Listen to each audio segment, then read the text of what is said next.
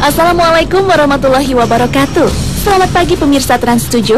Hasanah Ensiklopedia Islam Dunia kembali mengudara untuk menambah wawasan dan pengetahuan Islami Anda.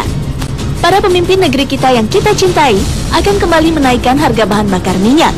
Harga bensin dan solar seolah menjadi pengendali aneka nilai barang dan jasa. Harga beras, minyak goreng, gula, hingga aneka perlengkapan sekolah akan terkerek naik seiring naiknya harga BBM.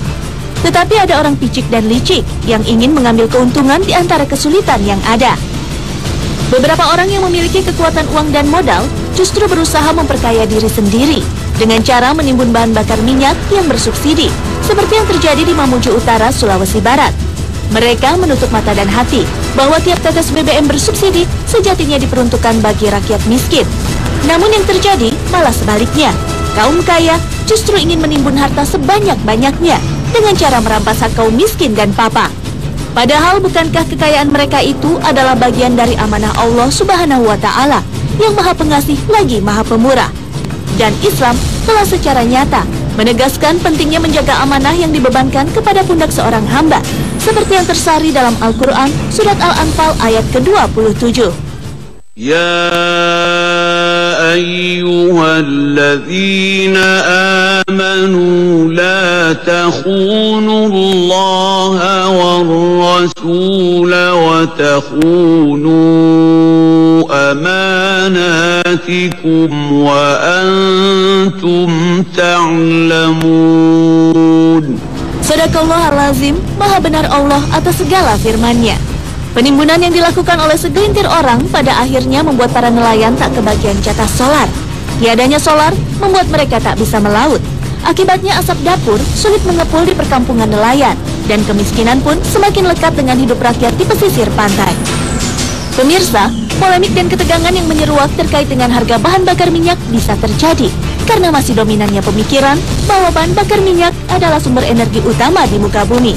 Padahal Allah Subhanahu wa Ta'ala, Sang Pencipta lagi Maha Sempurna, telah menciptakan aneka sumber energi yang bisa dimanfaatkan oleh umat manusia.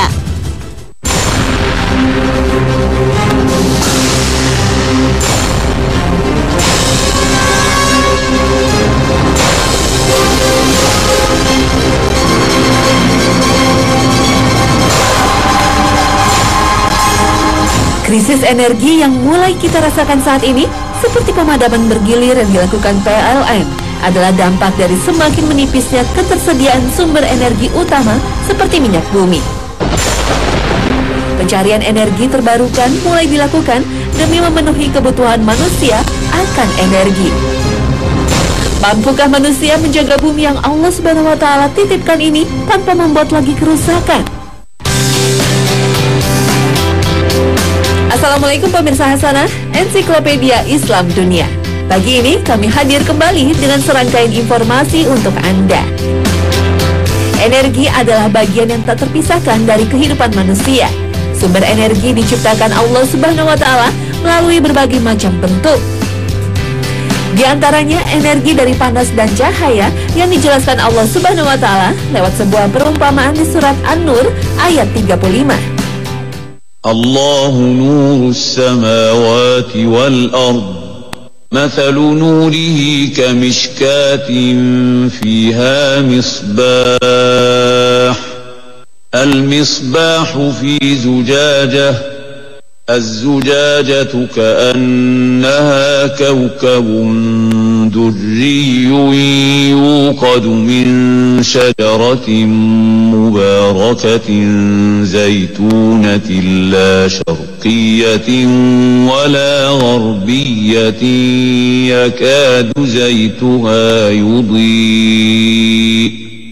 يكاد زيتها يضيء ولو لم تمسسه نار نور على نور يهدي الله لنوره من يشاء ويضرب الله الأمثال للناس Wallahu bikulli syai'in alim. Ayat di atas seolah mengisyaratkan listrik dan bola lampu di zaman modern saat ini. Namun, ini bukanlah satu-satunya makna, tapi masih ada perumpamaan lain yang tersirat di dalamnya. Bahwasannya, cahaya Allah berupa keimanan yang hadir dalam lubuk hati manusia telah membawa keluar dari kegelapan menuju jalan yang terang benderang. Melalui akalnya, manusia baru mampu mewujudkan dan membuktikan perumpamaan Allah Subhanahu wa Ta'ala dalam An-Nur ayat 35 dengan penemuan lampu melalui pemanfaatan energi listrik. Penemuan lampu berawal di abad ke-19 saat Alessandro Volta menemukan sel volta sebagai sumber listrik. Pada tahun 1802, Sir Humphrey Davy menemukan bahwa seutas logam tipis jika dialiri listrik akan menyala keputihan. Ini adalah benih pengembangan lampu pijar. Kemudian, seorang ilmuwan yang bernama Sir Joseph Wilson Swan menciptakan lampu pijar pertama di dunia. Lampu ini mampu bertahan selama 13,5 jam sampai filamennya putus terbakar. Karena pendeknya waktu pakai, maka penemuan ini tidak berarti secara komersial. Penemuan ini kemudian diperbaiki oleh Thomas Alva Edison yang kemudian menciptakan lampu pijar yang lebih baik yang mampu bertahan selama 40 jam. Pada lampu ini, ia menggunakan untaian karbon yang dipasang dalam bohlam kaca yang hampa udara. Tujuan penggunaan ruang hampa udara adalah agar filamen tidak teroksidasi sehingga tidak mudah putus. Selain hadir dalam fenomena alam seperti halnya petir, listrik juga telah Allah Subhanahu wa Ta'ala anugerahkan kepada makhluknya sebagai alat untuk bertahan hidup. Misalnya, belut listrik yang mampu mengeluarkan listrik sendiri dari tubuhnya. Di bagian ekor belut listrik terdapat baterai-baterai kecil berupa lempengan-lempengan yang horizontal dan vertikal. Jumlahnya lebih dari 5.000 buah. Tegangan listrik tiap baterai kecil ini tidak besar, tetapi kalau semua baterai dihubungkan secara berderet akan diperoleh tegangan listrik sekitar 600 volt. Ujung ekor bertindak sebagai kutub positif baterai dan ujung kepala bertindak sebagai kutub negatif. Belut listrik dapat mengatur dalam tubuhnya untuk mendapat tegangan listrik kecil maupun besar. Untuk navigasi, belut listrik hanya membutuhkan tegangan listrik yang kecil. Tetapi ketika berhadapan dengan musuh atau mangsanya, belut listrik akan memberikan tegangan semaksimal mungkin melalui kepala dan ekornya yang ditempelkan pada tubuh musuh atau mangsanya itu. Sebenarnya dalam tubuh manusia juga mampu menghasilkan listrik. Tubuh manusia mengandung sistem kelistrikan, mulai dari mekanisme otak, jantung, ginjal, paru-paru, sistem pencernaan, sistem hormonal, otot-otot, dan berbagai jaringan lainnya. Semuanya bekerja berdasar sistem kelistrikan. Karena itu, kita bisa mengukur tegangan listrik di bagian tubuh manapun yang kita mau. Bahkan setiap sel di tubuh kita memiliki tegangan antara 90 mV pada saat rileks sampai 40 mV pada saat beraktivitas. Tubuh kita boleh disebut sebagai sistem elektromagnetik sebab kelistrikan sangat erat kaitannya dengan kemagnetan. Otak kita memiliki medan kemagnetan, sebagaimana jantung ataupun bagian-bagian lain di tubuh kita.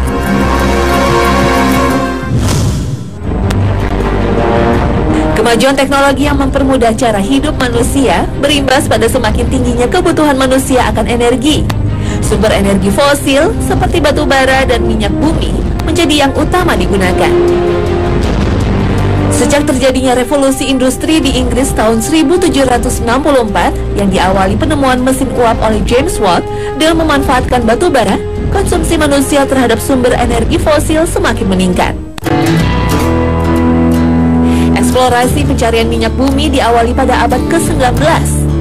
Edwin Laurentine Drake mengebor sumur di tengah kawasan pertanian di barat laut Pennsylvania. Sumber minyak pertama ini kemudian dikenal dengan nama The Drake Well, dan keberhasilan pengeboran minyak pertama ini memulai eksplorasi minyak di seluruh dunia. Minyak mentah atau minyak bumi terbentuk akibat adanya pencampuran dari berbagai hidrokarbon dengan mineral seperti sulfur dalam tekanan yang ekstrim. Saat ini telah diketahui bahwa sebagian besar minyak mentah ini berasal dari bahan-bahan organik, seperti binatang-binatang kecil dan tumbuh-tumbuhan yang mati dan terkubur di dasar laut jutaan tahun yang lalu, melalui proses peruraian dan pencampuran dengan pasir dan lumpur ditambah dengan tekanan yang tinggi. Walaupun fakta tentang pembentukan minyak dari bahan organik ini baru diketahui saat ini, namun ternyata hal ini telah disebutkan di dalam Al-Quran surat Al-A'la ayat 1 hingga 5. سبح اسم ربك الأعلى الذي خلق فسوى والذي قدر فهدى والذي أخرج المرعى فجعله غثاء أحوى. Sucikanlah nama Tuhanmu yang maha tinggi, yang menciptakan dan menyempurnakan, dan yang menentukan kadar dan mengarahkan, memberi petunjuk, dan yang telah menumbuhkan, menciptakan rumput-rumputan al-mar'ah, lalu dijadikannya rumput-rumput itu kering kehitam-hitaman, gutso'an ahwa. Dari ayat keempat dan kelima surat Al-A'la terlihat bagaimana Allah menjelaskan bahwa substansi organik dalam kalimat rumput-rumputan atau al-mar'ah ketika mati dijadikan Allah Subhanahu wa Ta'ala bercampur menjadi suatu cairan yang mengalir dan berwarna hitam gelap atau ahwa, yang kita kenal dengan sebutan minyak bumi yang terbentuk di periode bumi awal. Al-mar'ah sebagai kata benda hanya digunakan 2 kali dalam Al-Quran. Satu di surat Al-A'la ayat 4 dan yang kedua adalah di surat An-Nazi'at ayat 31 ketika mengisahkan tentang pembentukan awal alam semesta dan bumi.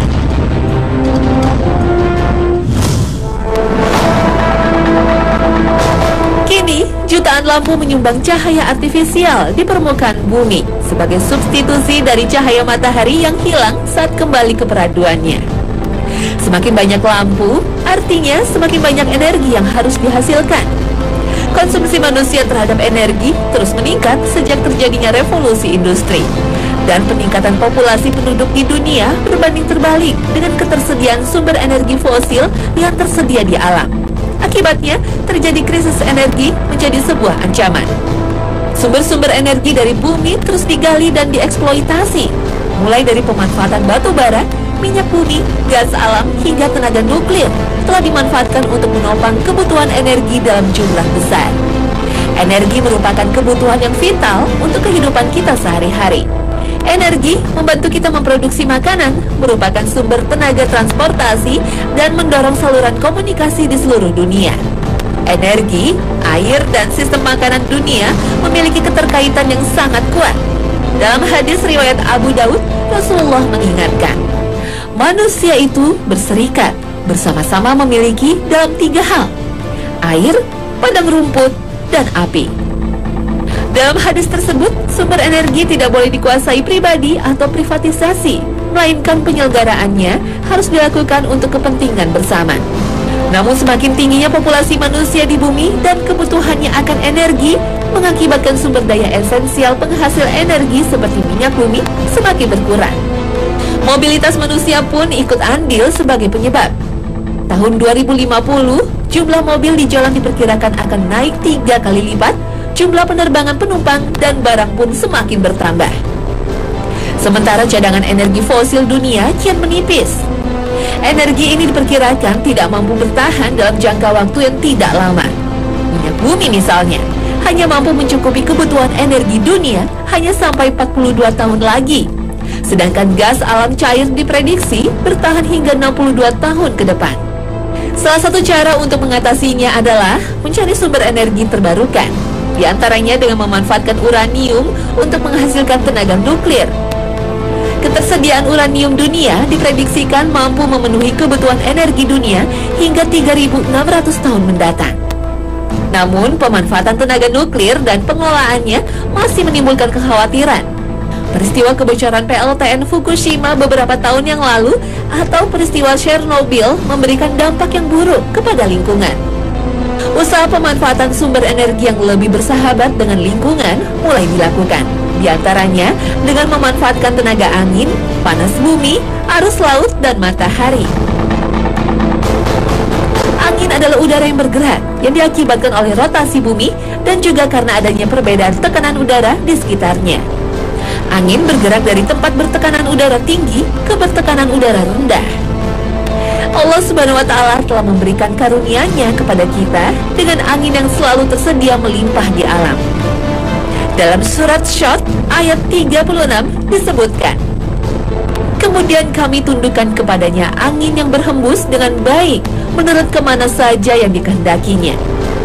Jelaslah, Allah Subhanahu wa Ta'ala membuat angin yang berhembus di mana saja, kapan saja, membuatnya dapat dimanfaatkan dalam skala besar dan terus-menerus. Keunggulan angin saat dimanfaatkan menjadi salah satu sumber energi dalam proses konversi di energi listrik memiliki dampak negatif jauh lebih kecil dibandingkan dengan pemakaian energi fosil. Dengan memanfaatkan angin, dapat dibangun pembangkit listrik tenaga angin dengan mengubah energi angin menjadi energi listrik melalui perputaran kincir angin yang menggerakkan generator di dalamnya. Energi listrik yang dihasilkan tersebut tidak langsung didistribusikan ke rumah penduduk, tetapi terlebih dahulu disimpan di dalam baterai. Pemanfaatan energi angin merupakan pemanfaatan energi terbarukan yang paling berkembang saat ini. Berdasarkan data dari World Wind Energy Association, sampai dengan tahun 2007, perkiraan energi listrik yang dihasilkan oleh turbin angin mencapai 93,85 gigawatts, menghasilkan lebih dari 1% dari total kelistrikan secara global. Amerika, Spanyol, dan Cina merupakan negara terdepan dalam pemanfaatan energi angin. Sementara pemanfaatan energi dari panas bumi atau geotermal dapat dilakukan dengan cara mengebor ke daerah panas bumi pada kedalaman tertentu sehingga uap air dapat terbebaskan. Kemudian dibuat sumur injeksi di mana air dingin dipompakan ke sumur. Air dingin ini kemudian dialirkan melewati batu panas dan kemudian tekanan digunakan untuk mengeluarkan air kembali. Setelah air panas mencapai permukaan, air tersebut berubah menjadi uap yang kemudian dimanfaatkan sebagai sumber daya. Uap yang sudah dibersihkan dan disaring lalu digunakan untuk menggerakkan turbin listrik yang pada gilirannya akan menghasilkan energi listrik. Kelebihan energi geotermal ini bila dilakukan dengan benar tidak menghasilkan produk samping yang berbahaya bagi lingkungan. Pada proses produksi tidak digunakan bahan bakar fosil. Selain itu, energi geotermal tidak menyebabkan efek rumah kaca apapun. Sementara kekurangan energi geotermal tidak bisa dibangun di sembarang lahan kosong karena memerlukan daerah yang mengandung batu-batu panas yang cocok pada kedalaman yang tepat untuk dilakukan pengeboran. Pencemaran dapat terjadi bila pengeboran dilakukan tidak tepat dan memungkinkan pula pada suatu area panas bumi tertentu terjadi kekeringan. Sumber energi terbarukan lainnya adalah dengan memanfaatkan energi dari laut untuk menghasilkan listrik.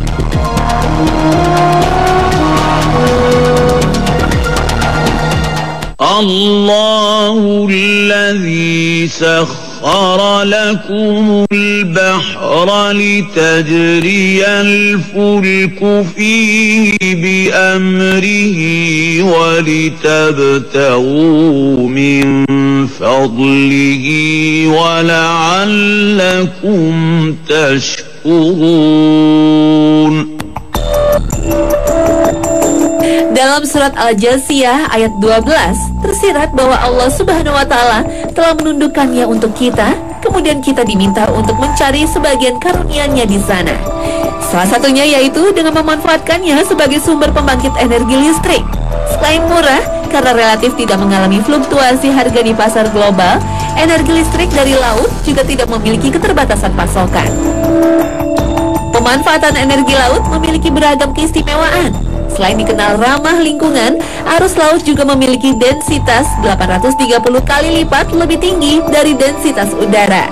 Sehingga dengan kapasitas yang sama, turbin arus laut akan jauh lebih kecil dibandingkan turbin angin. Terdapat 3 tipe potensi energi, yaitu energi pasang surut, energi gelombang laut, dan energi panas laut. Energi pasang surut merupakan energi yang dihasilkan dari pergerakan air laut akibat perbedaan pasang surut. Energi gelombang laut adalah energi yang dihasilkan dari pergerakan gelombang laut menuju daratan dan sebaliknya. Sedangkan energi panas laut memanfaatkan perbedaan temperatur air laut di permukaan dan di kedalaman. Selain energi laut, pemanfaatan sinar matahari sebagai sumber energi terbarukan lebih populer dikembangkan untuk menggantikan minyak bumi yang kian menipis. Pembangkit listrik tenaga matahari pun digunakan di rumah hingga yang terbesar di dunia seperti yang dikembangkan di Uni Emirat Arab dengan kekuatan 100 MW untuk 20.000 rumah. Pembangkit listrik panas matahari menggunakan sinar matahari untuk memanaskan cairan pada temperatur yang sangat tinggi. Cairan ini kemudian disirkulasikan melalui pipa sehingga dapat mentransfer panas ke air untuk menghasilkan uap. Kemudian diubah menjadi energi mekanik pada turbin dan dikonversi menjadi listrik oleh generator. Meskipun listrik tenaga surya merupakan sumber energi yang bersih, sel surya yang dibuang tidak ramah lingkungan. Sebagian besar sel surya yang digunakan untuk membuat sistem tenaga listrik untuk rumah mengandung zat yang sangat beracun yang dikenal sebagai kadmium, yang dapat menyebabkan kerusakan lingkungan serius jika tidak dibuang dengan benar. Namun, energi surya adalah teknologi yang maju pesat, sehingga wajar bahwa kita berpikiran bahwa isu pencemaran kadmium ini akan teratasi. Meski banyak inovasi dimunculkan sebagai bentuk pencarian energi terbarukan, yang terpenting sebenarnya mengkonsumsi energi dalam batas yang wajar. Berhemat energi tentunya akan lebih bijak dan lebih bermanfaat bagi keberlangsungan hidup manusia. Seperti yang Allah Subhanahu wa Ta'ala peringatkan kepada kita yang tersirat dalam surat Al-An'am ayat 141. Wa la tusrifu innahu la yuhibbul musrifin. Dan janganlah kamu berlebih-lebihan. Sesungguhnya Allah tidak menyukai orang-orang yang berlebih-lebihan.